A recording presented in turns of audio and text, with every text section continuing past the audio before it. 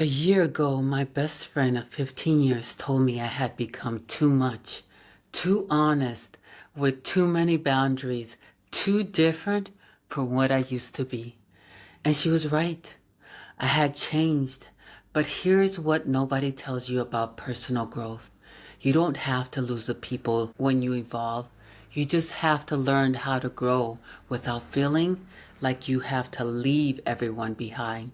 Today, I'm sharing the exact 3-step framework that saved my most important relationships while I completely transformed my life, including the friendship I thought was over. Because here's the truth.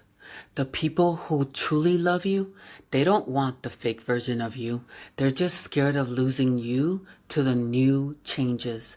So if you've ever held yourself back from healing because you're terrified of being alone, or if you're already feeling the distance growing between you and the people you love, this video will show you exactly how to bridge the gap. By the end of this video, you'll know how to stop shrinking yourself, how to handle resistance with love, and most importantly, how to tell the difference between relationships worth fighting for and the ones you've simply outgrown. When you stop being the strong one, the put together one, the one that always is fine, people around you might freak out. Not because they don't love you, but because they got used to the version of you that never needed help. And sometimes they've built their sense of safety on the version of you that keeps it all together. It's not your job to keep wearing the mask just to keep others feeling comfortable, but it helps to understand they're not resisting you. They're resisting change. They're scared. So what we usually do when we start growing and it feels hard? Well, we blame the people around us. You might think, I'd be further ahead if my partner wasn't so negative. I'd heal faster if my family wasn't so stuck. If my childhood wasn't so toxic, I'd already be where I want to be. I hear you. That makes sense. And I know I have been there. But here's what I need you to know. Blame feels like power, but it's actually avoidance.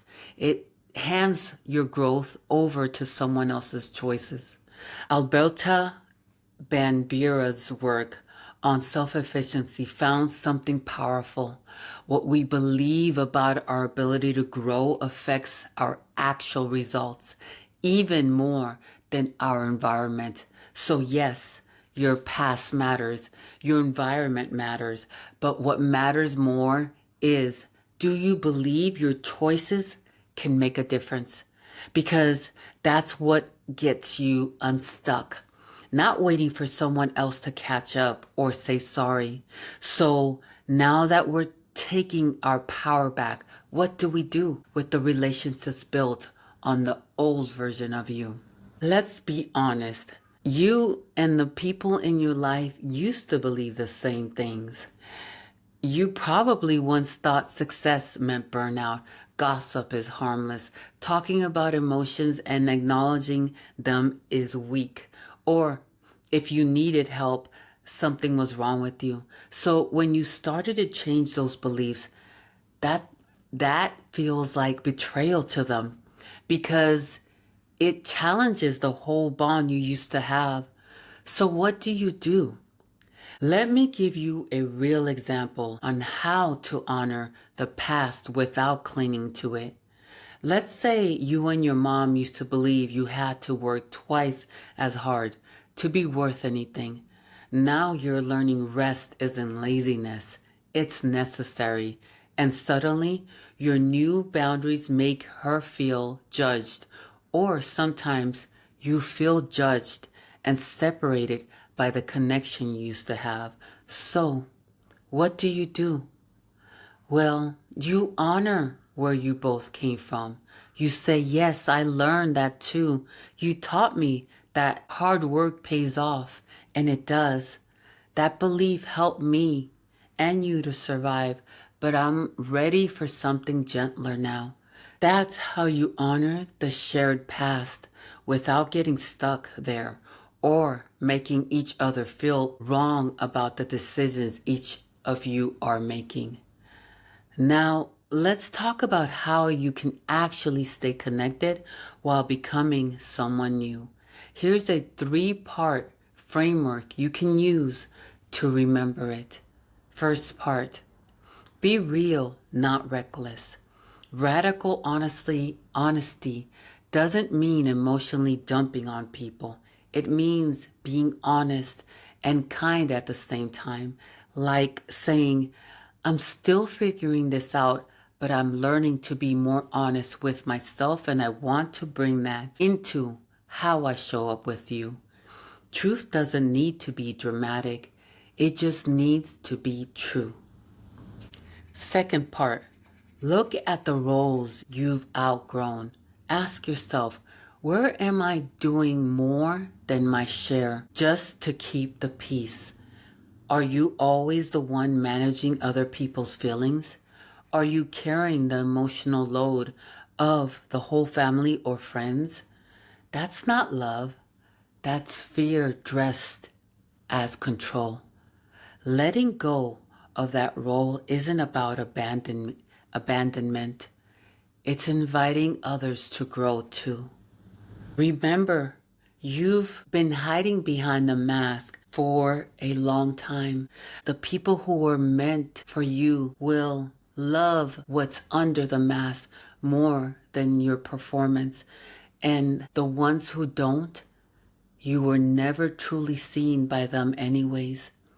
So here's what I want to leave you with. You don't need to be fully healed to be fully real. You don't need to have all the answers to start showing up differently. You don't need permission to become yourself, just the courage to begin. The version of you that's becoming is already here. It's just waiting for you to stop apologizing and start listening. So be kind to yourself, be gentle with the people you love, and be bold enough to live your truth, even if your voice shakes, because connection isn't lost in authentic change. It deepens through honesty, one real and true moment at a time. And the relationships that are genuinely for you, the ones that truly see you, love you, and want the best for you, they won't disappear. They'll grow stronger. The only ones that fall away are the ones that were never safe for your joy, never aligned with your becoming, and never meant to hold the real you. And that's not loss. That's alignment. As for your relationships, the relationships that are real, the ones that truly see you for you and not just for what you do for them, they don't disappear. When you grow, they hold on. They lean in with love and curiosity. Now, the ones that slip away, they were only ever holding on to the version of you that made them feel comfortable. That's not rejection. That's truth making space.